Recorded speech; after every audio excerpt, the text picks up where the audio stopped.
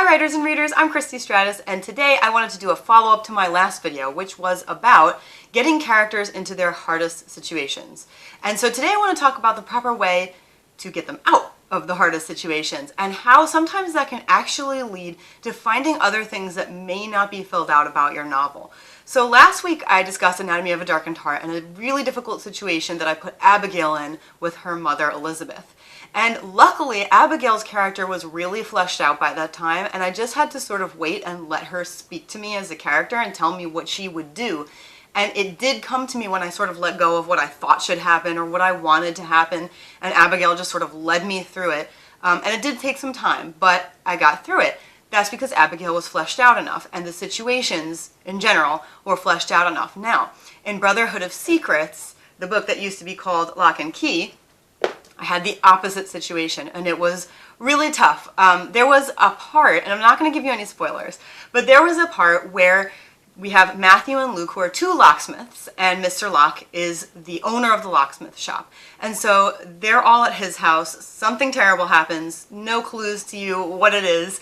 And Mr. Locke is upstairs in his house watching out the window, and Matthew and Luke have just done another terrible thing.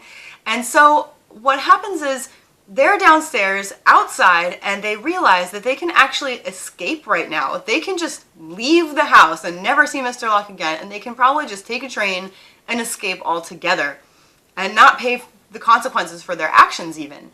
And of course, that was a bit of a problem because they need to go back inside. They need to see Mr. Locke and keep seeing Mr. Locke and just stay with Mr. Locke. That's how the book had to play out. So I knew that Luke had to be the one that wanted to leave, and Matthew had to be the one that persuaded him to stay. And at first, I wrote it and it was a little bit skimpy, but in my author moment, I was like, this is so emotional. This is the best thing. I'm so excited. And then I came back to it like a month later and was like, oh, it's a little bit skimpy. I'm not sure it makes sense. So that's okay. It's really important for you to be able to analyze your work that way. It's really important for you to be able to say, you know, this actually is not working out. This doesn't quite add up. The thing of it is, you can't have things play out and say, well, I would like readers to suspend belief, and I want it to go this way, but I'm not willing to take the time and the effort to really think of how would these characters get out of this situation in the way that I need them to. Or just in general. I did send it off to the editor to see what she had to say, and she came back with the exact same feedback that I thought I might get. This is too weak. There is no reason that they would not just run away and escape. There needs to be some better development in here. And so at first I just started lengthening the scene and trying to make it more emotional, but that really was not working out. And so as I looked at it, I realized that the problem started on further back. Unfortunately, Matthew and Luke had really not been developed well enough. And I realized that when they just were not speaking to me and they were not giving me any, like, I'm somebody who writes by listening to my characters. They're their own people and they talk to me and they tell me what they want to happen and I just write it down. So since that's the case for me, when I don't hear anything from them and I give it some time and it's still not working, something is wrong with the book. And so I went back and I realized they really were not well developed, and my editor did give me some notes on that. And I realized it for myself as well. So I went back in the book and I took a look, and I realized that while I have a developing closeness between them to become, you know, very close friends, at least they, and like brothers, they end up, really there's nothing that shows us exactly how that happens. They seem to become closer and closer, but why? Yes, they get along well, but there's really nothing in there that gives them that moment of closeness or moments of why. Why did it happen? And then if I can develop that between them, develop their characters better, develop them together as characters better, then I might come up with a reason why they would be able to, Matthew would be able to convince Luke to stay with Mr. Locke when so many terrible things are happening. I mean, the reasoning there had to be very strong. It had to be super believable. I had to have the readers buy into it and not think too much twice about it and just go with it. And so I had to go back, and I had a moment between them. I found a spot where I could put in a moment between them,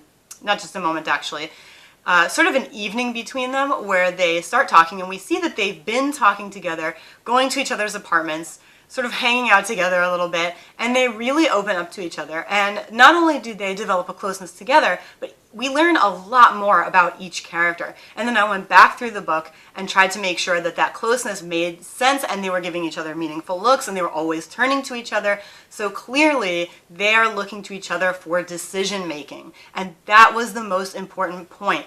They both had very serious psychological issues from their past that followed them to their present, and we could see that clearly, and they relied on each other for decision making and even just emotionally. And so when we got to that point where they're trying to decide whether to leave or to stay, when Matthew says, "I'm staying," and it's a very emotional moment for him, we can see why Luke ends up staying. He's looking to Matthew as part of the decision making. They are two halves of a whole, and they need each other to make those decisions. Well, we didn't have that before. We just had some superficial, meaningful looks. Why? Because they get along well.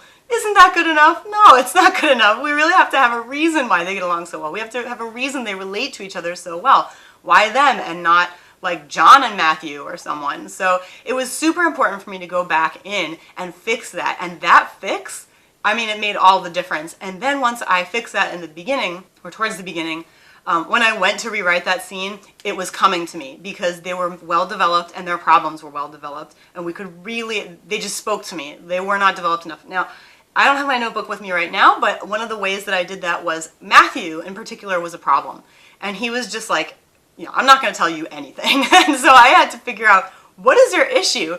He really wouldn't tell me what was wrong with him, which was kind of funny. He's a very closed guy. And so I did a sheet that was all about going into a character's psychology. It's actually meant to be self-therapy. It's from the Knock Knock Company. And so I don't use it for self-therapy. I use it for character therapy. And I know I've shown you guys that page before. I really worked through it and really put some thought into it. And that's how I worked out what was wrong with Matthew. Once I had that, I could figure out what was wrong with Luke, that they had to stay together later in the book.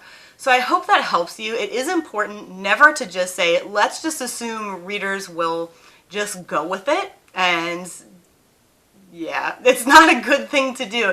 And to sort of just jump ahead and maybe skip that part of the why of it and sort of show the after effects. I've seen that in many books, even traditionally published ones. It is very, very weak. So if you want a super strong book, put that effort in. Be willing to look at your work and say, you know what, this is not the best work I can do. And you know what, there's some serious fixing that needs to be done, even though I know it's painful. I hate it too. You've got this whole book written and then you have to go put in these scenes and like fix up relationships, and it's a real pain. But anyway, it is 100% worth the effort. After that, it was really easy to fix their relationship, and the rest of the book played out really well. So I hope that that advice helps you, and I hope you're able to get your characters out of their toughest situations in believable ways that create reader buy-in and get them even more involved in your book than they were before. Let me know if you have any questions about things you'd like me to go over and ways that I've worked out with my characters, with my story, anything that I can help you with. I thank you so much for spending time with me, and I will see you soon.